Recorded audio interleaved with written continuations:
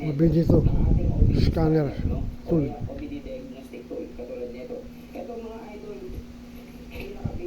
Ayun ay 12 April 13 April 2026 Monday. Sa mag-alas 10 na magpo-40 na Tuesday.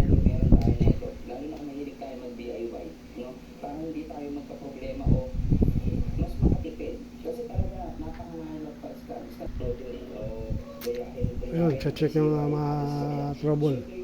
Ayun, tatanggalin isang plug para ma-simulate yung trouble.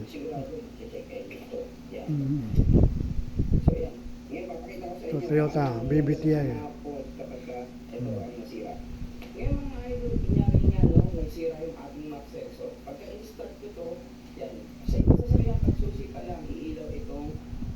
Yung check engine.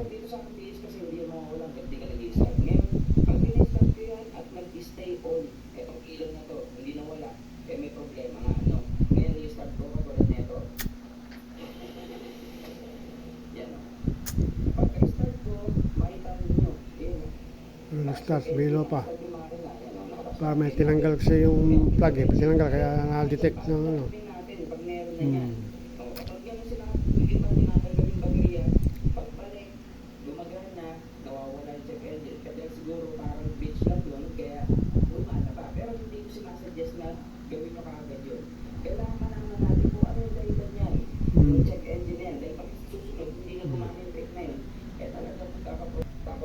Ayan ang ano, OBD scanner.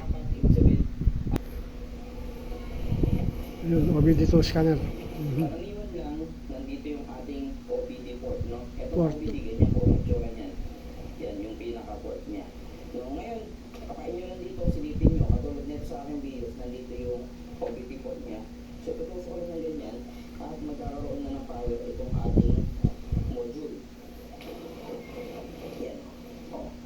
Pagkatusok lang ng ganyan, magkakapower na. Ganyan po siya kung paano paganahin. Ngayon mga ito, papakita ko sa inyo kung ano yung sinasabi ng check engine na nakikita natin sa dashboard. Sa pamamagitan nito, no? Ngayon mga Yun. ito, naka-start yung ating makina, makikita naka-start yan. Dito.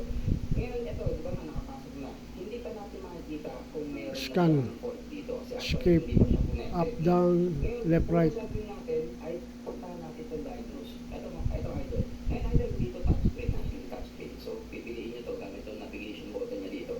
Ito, pumasok tayo dito sa may diagnose. Pag pinindot natin yan, ay maghahanap siya ng Diagnose. protocol, no? Connection protocol ng ating ECU. Papunta dito sa ating module, no? Sa ating OBD scanner. Yan makikita nyo idol dyan, no? Pumilaw ka agad to. Ibig sabihin, meron siyang pending fault. Tapos, meron din siyang permanent fault code, no? Na nagbabasa. At No fault code. Sabi niya, malfunction indicator lamp status ay naka-on. Ibig sabihin, umiilaw na yung ating check engine light, no? Tapos ito, PTC in this ECU, meron siya nakita dalawa. Ibig sabihin, meron na kagad siya na-stall, may dalawang problema. Then yung readiness, no? Yung readiness completed dyan, papansin nyo kasi, ito yung mga tinitignan niyang emission control cell. Ito yung tinitignan niyang emission control sensor, no?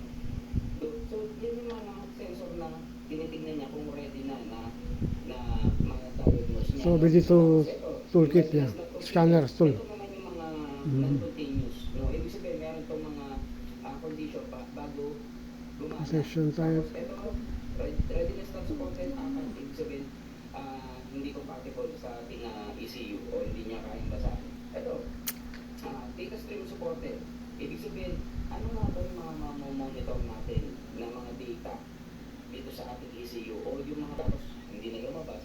Pero para sa akin, ang dapat muna ay alam Diagnostic. natin kung naging problema tsaka tayo magbubura. Pero sa ngayon, hindi muna natin buburin.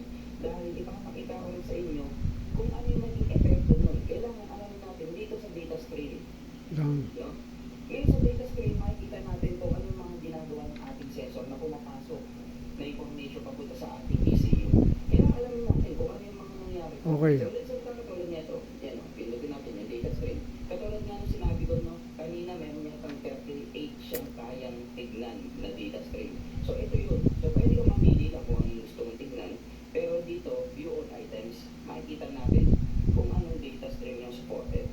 Hmm.